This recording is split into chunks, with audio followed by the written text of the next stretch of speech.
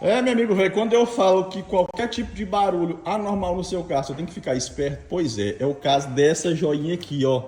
Consegue ver o defeito? Onde que era o barulho? Olha lá, ó. Percebeu que tem algo novo aí? Pois é, esse rolamentinho aqui é novo e esse aqui é velho.